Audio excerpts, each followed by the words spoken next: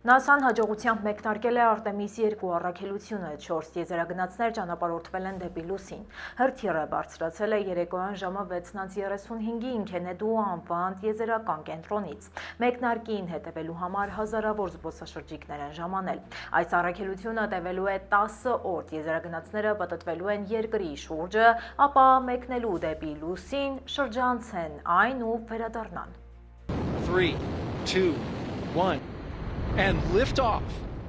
Անձնակազմի անդամներն են Ռիդ Վայզմենը, Քրիստինա Կոչը, առաջին կինը, որը կթռչի դեպի լուսին, Վիկտոր Գլովերը, առաջին աֆրոամերիկացին, որը կմասնակցի լուսնային առաքելությանը, եւ Ջերեմի Հանսենը, առաջին ոչ ամերիկացին, որը կմասնակցի լուսնի շուրջ թռիչքի։ Նրանք լուսին մեկնող առաջին մարդիկ են 1972 թվականից ի վեր։ Նրանք դառնալու են երկրից առավելագույնս հեռու գտնված մարդիկ։ Առաքելության ողջ ընթացքը կլինի ուղիղ եթերում, ողջ ընթացքում տեսանելի կլինի նաև կապսուլի ներսը։ Այս թռիչքը չի նախատեսում վայրեջք լուսնի մակերևույթին, առաքելությունը միայն նախապատրաստական քայլ է հաջորդ ծրագրի համար։ Լուսնի վրա վայրեջքով թռիչքը նախատեսվում է 2028 թվականին։ Նպատակը լուսնի վրա բազա հիմնելն է։ ԱՄՆ-ն ցանկանում է ունենալ երկարաժամկետ ներկայություն երկրի բնական արբանյակի վրա։ Սա կարող է հիմք դառնալ դեպի Մարս ճամփորդության նախապատրաստման համար։ Այժմ այն մասին, թե ինչ ենք պատմելու վայրկյաններ անց։ Թրամփը խոստացել է Իրանին քարեդար հասցնել։ Սովը Շեմին, ինչպես Իրանի պատերազմը կխլի աշխարհի հացը։ Նավթը թանկանում է, ֆոնդային շուկաները նվազում։ Ինչ են մտածում ամերիկացիները Իրանում շարունակվող պատերազմի մասին։ Հանրապետականները հույս ունեն, որ շաթդաունին վերջ կտան շրջանցելով դեմոկրատներին։ Ազատ արձակված փախստականի մահը ճանաչվել է սպանություն, Արդարադատության նախարարությունը ընդունել է իր սխալը, զանգվածային կրակոցների կոչերից հետո Թրամփին սկսել են սպառնալ սրերով։ Միլիոնանոց կոկաինային զբոսանքը Կալիֆոռնիայում։ Թեժ լուրեր ունենք նաև մեր Facebook-յան էջից, խարդախության նոր սխեմա, որը թիրախավորում է հատկապես թոշակառուներին, պատրաստվեք ջրի սակավությանն ու հրդեհներին, Կալիֆոռնիայում տագնապած են եւ ռոբոտները գալիս են, պատրաստվեք ձեր աշխատանքը հանձնել արհեստական բանականությանը։ Թողարկման երկրորդ հատվածում սպասեք Մանու Հարությունյանին առաջիկա օրերին սպասվող հետաքրքիր միջոցառումների ցանկով։ Կինո, թատրոն, համերգ, մանկական ներկայացում։ Մանուն միջոցառումներ է առաջարկում ամենատարբեր ճաշակների տեր մարդկանց համար։ Բաց չթողնեք ու հետաքրքիր ժամանցի ձեր նախընտրած տարբերակը հաստատ կգտնեք այդ շարքում։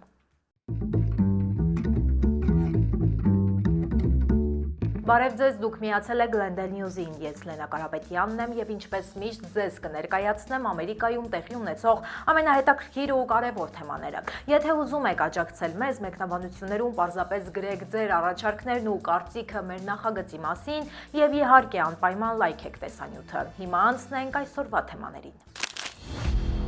Կալիֆոռնիայի ավտոճանապարհային բարեկության աշխատակիցները երթևեկության կանոնը խախտելու համար մեքենա են կանգնեցրել ու դրա մեջ պատահաբար գտել 10 կիլոգրամ կոկաին։ Թմրանյութի շուկայական արժեքը գնահատվում է մոտ $1 միլիոն։ Մեքենայի երկու ուղևորները ձերբակալվել են, նրանք այժմ գտնվում են կալանքի տակ։ Քննությունը շարունակվում է, պարզելու թմրանյութերի ծագումը։ Տեղական լուրերին կվերադառնանք քիչ անց, մինչ այդ միջազգային թեմաների մասին Թրամփը սպառնացել է ուժեղացնել հարվածները Իրանին, ավերելով նրա կարողությունները եւ իր խոսքով երկիրը քարեդար հասցնել։ Անցած օրվա ընթացքում նախագահը աչքի էր ընկել Իրանի վերաբերյալ հակասական հայտարարություններով։ Թրամփը հայտարարել էր, թե Իրանը զինադադար է խնդրել, բայց Իրանի ներկայացուցիչները արագ հերքեցին այդ լուրերը։ Ամերիկացիներին ուղղված իր ուղերձում Թրամփը խոսել է Իրանի դեմ գործողությունների ընթացքի, բայց ոչ ավարտի մասին։ Նա անորոշ նշել է, որ ԱՄՆ-ն ռազմական գործողությունները կավարտի առաջիկա շաբաթներին, սակայն չի նշել ոչ կոնկրետ ժամկետներ եւ ոչ էլ պատերազմում ԱՄՆ նպատակները, որոնց հասնելուց հետո հնարավոր կլինի խոսել խաղաղություն հաստատելու մասին։ Անփոփոխ է մոտեցումը, որ Իրանը միջուկային զենք չպետք է ունենա։ Հորմուզի նեղուցի բացման ուղղությամբ ԱՄՆ-ն չի պատրաստվում միայնակ քայլեր ձեռնարկել։ Այս անգամ Թրամփը չի սպառնացել ՆԱՏՕ-ից դուրս գալ, չնայած ելույթից ժամեր առաջ էլ հրապարակային դժգոհություն էր հայտնել դաշինքի անդամներից։ Նրանցից շատերը չեն շտապում ԱՄՆ-ին միանալ Իրանի դեմ պայքարում, իսկ ոմանք էլ ընդհանրապես արգելում են իրենց տարածքն ու ենթակառուցվածքներն օգտագործել Իրանի դեմ գործողություններ կատարելիս։ Մերձավոր Արևելքում պատերազմը սպառնում է համաշխարհային պարենային անվտանգությանը, Հորմուզի նեղուցի փակ լինելը բարձրացնում է ոչ միայն վառելիքի գները, բարտանյութի պակասը արդեն լուրջ խնդիր է դարձել, այն հարվածում է Աֆրիկայի եւ Ասիայի ֆերմերներին։ ԱՄՆ-ում ամոնիակի գները աճել են 41%-ով, մատակարարման շղթաները կանգնած են մեծ ռիսկերի առաջ։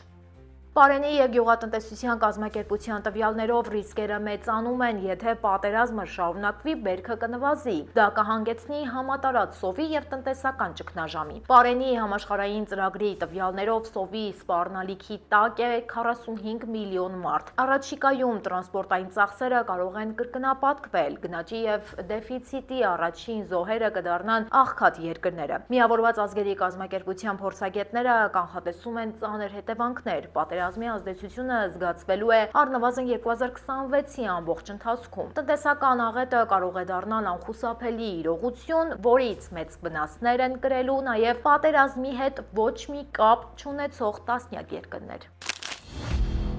Թրամփի ելույթից հետո համաշխարհային շուկաները ցնցվել են, նավթի գները բարձրացել են ավելի քան 4%-ով։ Ասիական ֆոնդային բորսաները հայտնվել են անկման մեջ։ Բրենթի 1 բարելի արժեքը հասել է $106.22։ Անկումն ու թանկացումը դարձել են օրվա գլխավոր թեմաները։ Ասիական շուկաները վատ նորություններով են սկսել առևտուրը։ Ամերիկյան ֆյուչերսները եւս ցույց են տվել անկման նշաններ։ Դրանք նվազել են ավելի քան 0.7%-ով։ Ներդրողները խուճապի են մատնված իրադարձությունների արագ զարգացումից։ Նավթայի շուկան դարձել է ամենավտանգավոր հատվածը։ Տնտեսագետները կանխատեսում են հետագա տատանումներ միջազգային բորսաներում։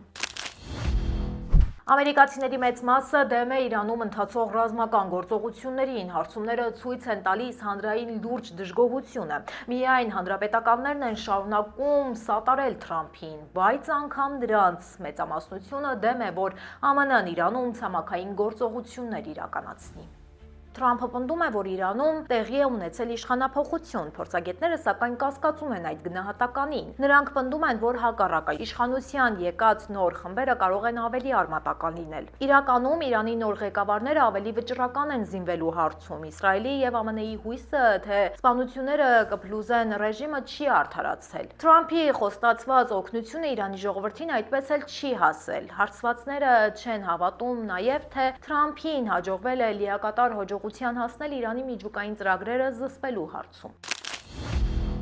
ԱՄՆ-ն հանել է պատժամիջոցները Վենեսուելայի գործող նախագահի նկատմամբ, սա հաստատում է, որ Ռոդրիգեսի օրինական իշխանությունը ճանաչվում է ԱՄՆ-ի կողմից։ Տարվա սկզբին հունվարի 3-ին էին ԱՄՆ զինվորականները Կարակասում գերեվարել Նիկոլաս Մադուրոին եւ նրա կնոջը։ Վենեսուելայում իշխանությունն իր ձեռքն էր վերցրել Ռոդրիգեսը, որը պատրաստակամություն էր հայտնել ակտիվ համագործակցել Վաշինգտոնի հետ։ Ռոդրիգեսը պատժամիջոցների տակ էր հայտնվել ժողովրդավարությունը խախտելու մեղադրանքներով։ Մադուրոյի հեռացումը փոխել է ուժերի դասավորությունը երկրում։ ԱՄՆ-ն փորձում է ամրապնդվել Վենեսուելայում, հենվելով անգամ այն գործիչների վրա, որոնց հետ նախկինում չէր համագործակցում։ Հիշեցնեմ, որ Վենեսուելան ունի նավթի ամենամեծ հաստատված պաշարները։ Հանրապետականները ներկայացրել են մասնակի շատդաունին վերջ տալու ծրագիրը, այն կշրջանցի դեմոկրատների ընդդիմությունը, սակայն ներկայացուցիչների պալատը դեռ չի հաստատել օրինագիծը, օրենսդիրները այժմ արձակուրդում են։ Նրանք վերադառնալու են ապրիլի 13-ին, կողմերը դեռ չեն համաձայնել բոլոր մանրամասներին։ Հանրապետականների առաջարկը կներառի սահմանային անվտանգության ֆինանսավորումը 3 տարով։ Դա կապահովի գործունեության անխափան ընթացքը։ Ընդդիմադիրները հայտարարել են, որ պատրաստ են աջակցել վերջնական համաձայնությանը։ Նրանք ցանկանում են արագացնել աշխատավարձերի վճարման գործընթացը։ Օդանավակայանների աշխատանքի կարգավորումը դարձել է առաջնահերթ խնդիր եւ իշխանության եւ ընդդիմության համար։ Թրամփը պահանջել է բյուջետային օրինագիծն ընդունել մինչեւ հունիսի 1-ը։ Նրա հրամանագրով վճարվել են տրանսպորտային անվտանգության կառավարության որոշ աշխատողների աշխատավարձերը, սակայն ԱՓԱ-ին պահպանության աշխատողները դեռ սպասում են։ Քաղաքական հակամարտությունը շարունակվում է արդեն մի քանի շաբաթ։ Թրամփը այցելել է Գերագույն դատարան, դառնալով առաջին գործող նախագահը, որը մասնակցել է լսումներին։ Դատարանը քննարկում էր հենց Թրամփի հրամանագիրը ծննդյան իրավունքով քաղաքացիության մասին։ Նախագահը այն ցանկանում է չեղարկել։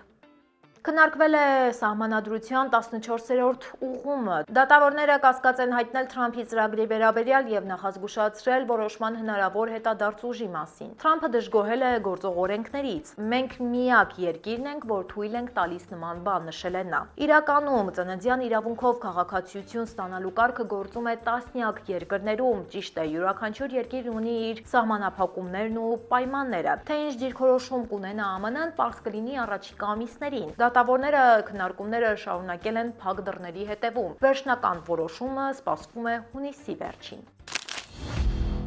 Դատարանը փախստական Շահ Ալամի մահը ճանաչել է սպանություն, նա գրեթե կույր էր եւ չգիտեր անգլերեն։ Սահմանապահ ծառայության աշխատակիցները նրան թողել են սրճարանի մոտակայքում, մահվան պատճառը ցրտահարությունն ու ջրազրկումն է եղել։ Ըստ եզրակացության սպանություն ձևակերպումը չի նշանակում հանցավոր դիտավորություն, սակայն այն ներառում է անգործություն կամ սխալ ընտրություն։ Դաշնային ծառայողները պնդում են, որ մահը կապ չունի իրենց գործողությունների հետ, բայց փաստն այն է, որ առողջական ու շփման խնդիրներ ունեցող փախստականին հենց նրանք էին հասցրել իրեն անծանոթ վայր ու միայնակ թողել։ Նրան գտել էին մահացած փետրվարի 24-ին։ Փախստականի ընտանիքը տեղյակ չի եղել նրա գտնվելու վայրից։ Սահմանապահ ծառայությունը հերքում է իր մեղքը։ Մահացածի հարազատները շարունակում են պայքարը արդարության համար։ Այս դեպքը եւս մեկ անգամ բարձրացրել է միգրանտների անվտանգության հարցը, որն առանց այդ էլ դիմակայության լուրջ կետ է դարձել ամերիկյան իշխանության ու ընդդիմության համար։ Արդարադատության նախարարությունը ընդունել է իր սխալը, այն սխալմամբ հիմնվել է այս-ի հուշագրի վրա։ Այս փաստաթուղթը պետք է արդարացներ ներգաղթյալների ձերբակալությունը դատարանների շենքերում։ Նախարարությունը հայտնել է, որ հուշագիրը երբեք չի վերաբերել ներգաղթյային դատարաններին։ Դատախազները ընդունել են, որ սխալ տեղեկատվություն են տրամադրել դատարաններին։ Այս բացահայտումը ցնցել է իրավապաշտպանների, նրանք պահանջում են դադարեցնել այդ մարտավարությունը։ Դատարանի նախկին որոշումն այժմ ենթակա է վերանայման, ըստ դատախազների սխալը տեղի է ունեցել գործակալության իրավաբանների մեղքով։ Դատական գործընթացը հիմա սկսվում է նորից։ Դատարանը պետք է որոշի, արդյոք այս բացահայտումից հետո օրինաչափ են համարվելու ներգաղթյալների ձերբակալությունները դատարանների շենքերում։ Մյուս հարցն այն է, թե ով եւ ինչպես է փոխհատուցելու այս որոշումից տուժածներին։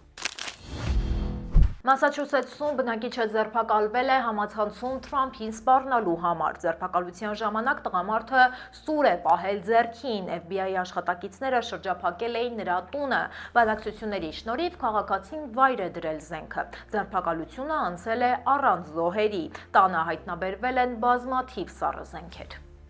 Նա մեղադրվում է 8 դրվագով սպառնալիքներ ուղարկելու համար։ Եթե մեղքը ապացուցվի, նրան սպառնում է ազատազրկում։ Քաղաքացին նախկինում գաղտնի ծառայությունից նախազգուշացում էր ստացել Թրամփի վրա զանգվածային կրակոցներ իրականացնելու կոչերի համար։ Այդ ժամանակ նա հրաժարվել էր հրազեն կրելու իրավունքից։ Այնուամենայնիվ, վերջին տարում նա կրկին ակտիվացել է։ Քաղաքացուն սպառնում է նաև մեծ տուգանք $250,000 չափով։ Դատարանը կշարունակի գործի քննությունը այս շաբաթվա վերջին։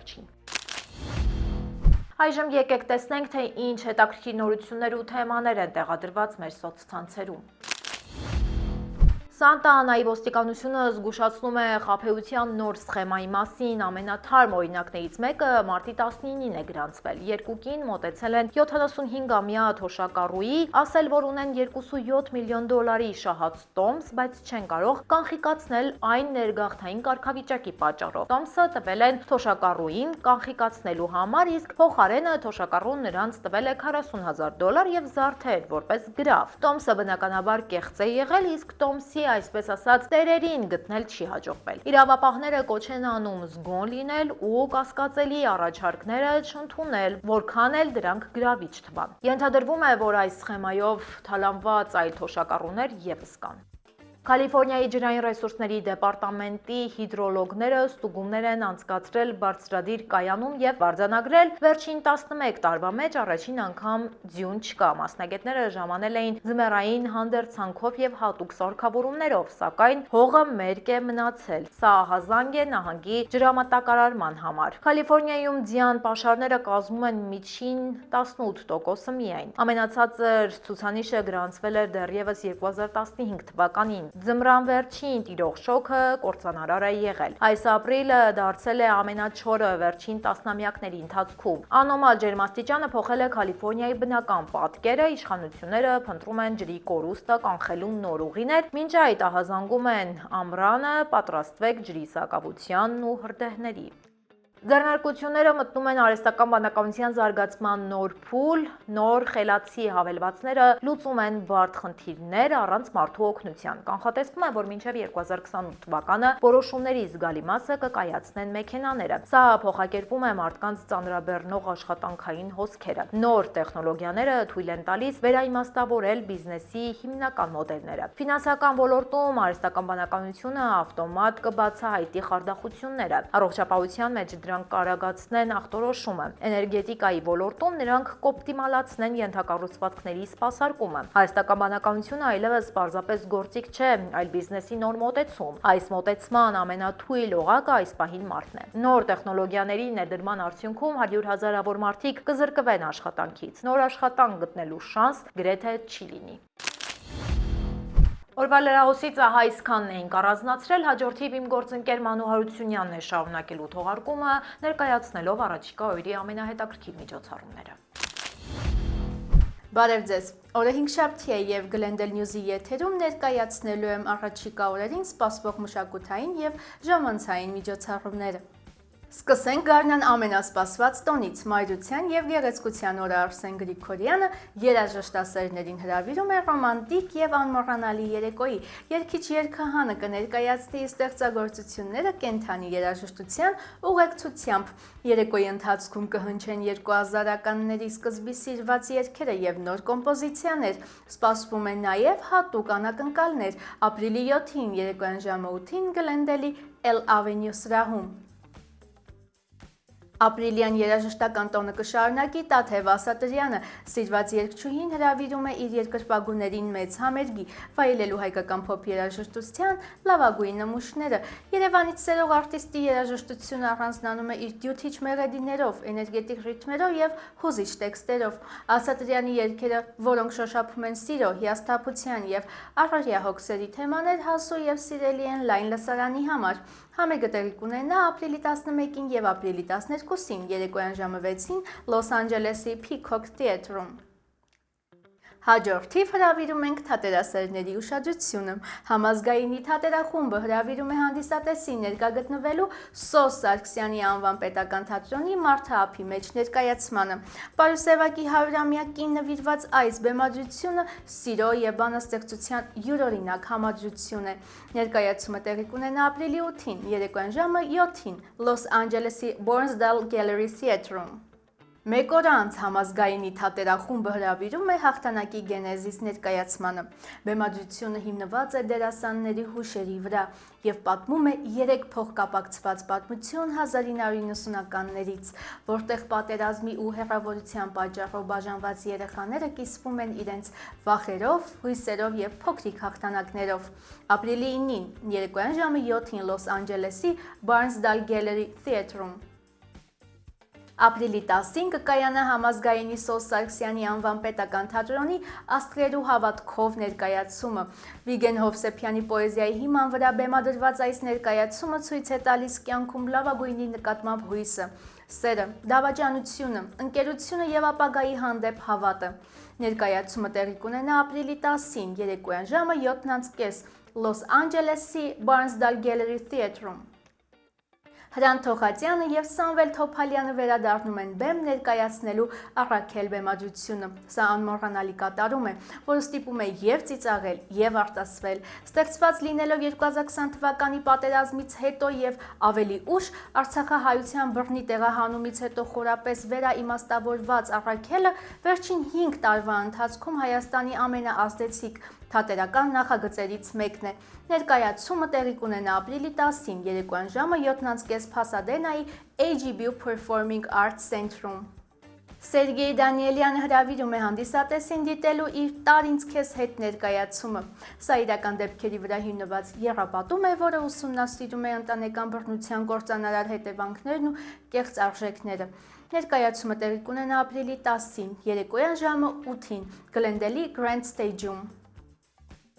Իսկ ապրիլի 15-ին Սերգեյ Դանիելյանը հրավիրում է հանդիսատեսին իր «Սերոժիկ» մոնոներկայացմանը։ Այս բեմադրությունը արտացոլում է դերասանի մանկությունը, մի ժամանակաշրջան, երբ ձմերուկի կորիզները մեծ էին ու սև փողոցներում հեռախոսախցիկներ էին։ Փիղ Վովան փախել էր կենդանաբանական այգուց, իսկ մարդիկ լողանում էին շաբաթը մեկ անգամ։ Ներկայացումը տեղի կունենա ապրիլի 15-ին երեկոյան ժամը 7-ին Լաս Վեգասի West Charleston Library-ում։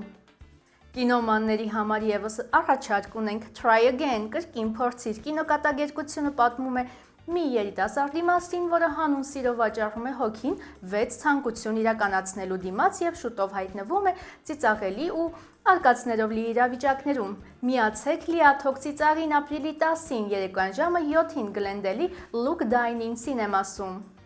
Եվ վերջապես հերթը հասավ մանկական թեմաներին։ Մաշան եւ Արջը հրավիրում են փոքրիկ հանդիսատեսին եւ նրանց ծնողներին դիտելու Հեքիաթն է կանչում երաժշտական նոր բեմադրությունը։ Այն լեցուն է նոր երգերով, պարերով, գեղեցիկ դեկորացիաներով եւ գունագեղ հագուստներով։ Ներկայացումը տեղի կունենա ապրիլի 11-ին երեկոյան ժամը 5-ին Գլենդելի Community College Auditorium-ում։ Հուսով եմ այս ցանկից ձեր ճաշակին հարմար տարբերակ կգտնեք եւ հանգստյան օրերը հետաքրքիր կանցկացնեք։ Իսկ եթե հասցնեք այդ ընթացքում նաեւ մեր ալիքի հրապարակումներին հետեւել, կշահեք եւ դուք եւ մենք։ Մեզ աջակցելու համար պարզապես լայքեք մեր տեսանյութը եւ կիսվեք դրանով ձեր ընկերների հետ։ Այսօրվա համար պատրաստել էինք այսքանը, կհանդիպենք վաղը ժամը 5-ին։ Հաջողություն։